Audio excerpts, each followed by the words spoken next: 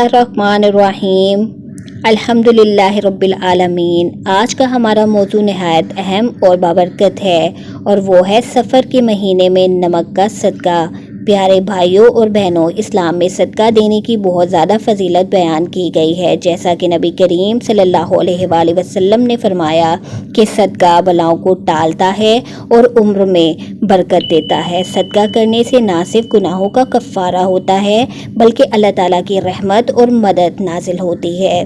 सफ़र का महीना इस्लामी साल का दूसरा महीना है। बाज़ लोग इसे बदशगनी और नहूसत का महीना समझते हैं, हालांकि इस्लाम में नहूसत का कोई तसव्वुर नहीं। ये सब जाहिलाना और गैर शरई बातें हैं। अलबत्ता बुजुर्गान दीन ने इस महीने में खैर व बरकत के लिए कुछ ख़ास सदक़ात और अमाल का जिक्र फरमाया है ताकि इंसान अल्लाह की हिफाजत में रहे।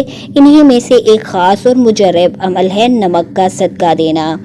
नमक एक ऐसी चीज़ है जो हर घर में मौजूद होती है और खाने का जायका भी इसी से मुकम्मल होता है।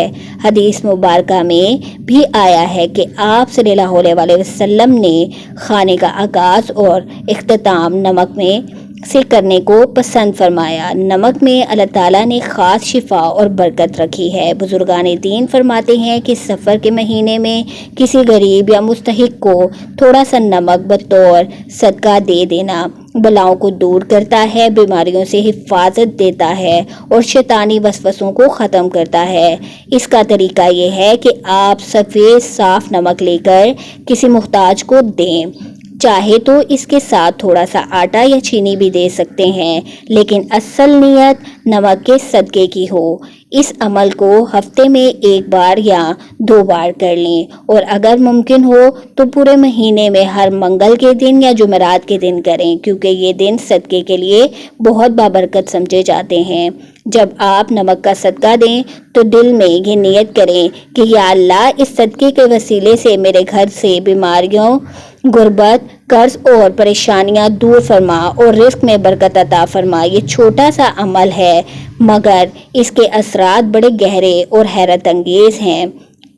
एक बुजुर्ग का कौल है कि जो शख्स सफ़र के महीने में नमक का सदका करता है, अल्लाह ताला इसे आने वाले पूरे साल में नागहानी आफात से महफूज रखता है। इसलिए हमें चाहिए कि हम इस सुन्नत और बुजुर्गान दीन के बताए हुए अमल को अपनाएं। सदका देने में माल की कसरत नहीं बल्कि नीयत की इखलासियत अहम है। चाहे आप एक चुटकी नमक ही क्यों ना दें, अल्लाह के यहाँ इसका बड़ा अजर है। इसलिए इस महीने को बदशगनी के बजाय नेकियों और सदके का ज़रिया बनाएं। अपने बच्चों को भी इस अमल की तालीम दें ताकि हमारी नस्लें भी इन बरकतों से फ़ायदा उठा सकें।